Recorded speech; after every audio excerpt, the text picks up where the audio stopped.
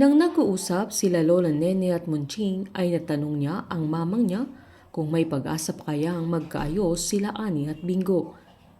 Tinanong naman ni Lola Nene ang anak niya kung mapapatawad siya nito kung may nagawa din siyang kasalanan ay magagawa kayang patawarin ni Munching na agad namang sinabi nito na mapapatawad pa rin niya ang mamang niya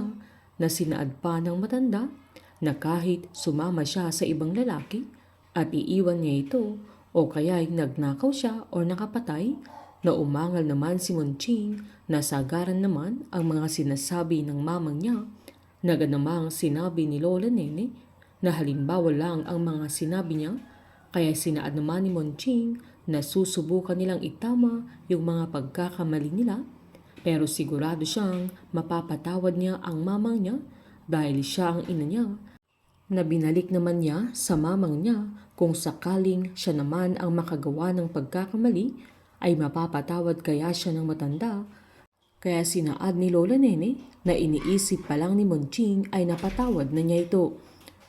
Habang sinumbat naman ni Bingo sa nanay niya na pwede naman siyang bumalik, na hindi niya yun ginagawa sa pamilya nila Caroline, na kung talagang babalik siya ay dahil sa kanya, na anak niya dahil siyang iniwan niya, sabay pasigaw niyang sinabi na siya ang nahirapan noong iniwan siya, hindi ang pamilya ni Caroline, na paano kung hindi siya nakita ng mamang niya at kung hindi siya tinanggap ng papi niya, na paano kung walang nagmahal sa kanya, na gusto ng nanay niya na magsisimula sila ulit pero may bago siyang problemang dinala sa kanila ni Caroline, na bakit sila umabot sa ganun at paano nangyari sa kanila, na simple lang ang gusto nila ng dalaga na magkaroon ng pamilya, kaya umiyak si Ani sa mga salitang binitawan na Bingo. Sinaad pa ng binata na ang gusto lang niya ay ang magkaroon ng nanay, sabay umupo na ito nang mailabas niya ang sama ng loob niya sa nanay niya, na giniit pa nito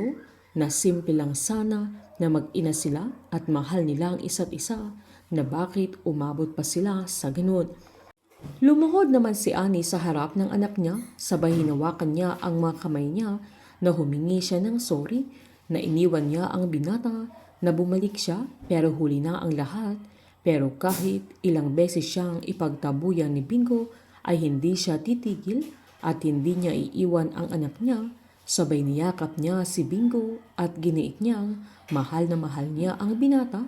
na paulit-ulit siyang humingi ng tawad, kaya bumigay din si Bingo, na agad naman niyang niyakap ng napakahigpit ang nanay niya. Kaya sinaad ni Ani na ang tagal niyang hinintay ang pagkakataon na yun, na kahit isang yakap lang na ganun. Hindi na sayang ang panunuyo ni Ani sa anak niya dahil naantay niya ang araw na papatawarin siya ni Bingo at muli siyang tatanggapin. Muling mabubuo ang pamilya nila Bingo at Ani na sinira nila Gina at Cindy, at magiging parte ng pamilya nila sila Lola Nene at Munching. Painit ng painit ang mga tagpo, sabay-sabay po natin subaybayan ang advance episode at ang nalalapit na pagtatapos ng Can't Buy Me Love dito po sa aking channel. Patuloy lamang pong manood at mag-subscribe para ma-update po kayo sa mga susunod na episode. Marami pong salamat.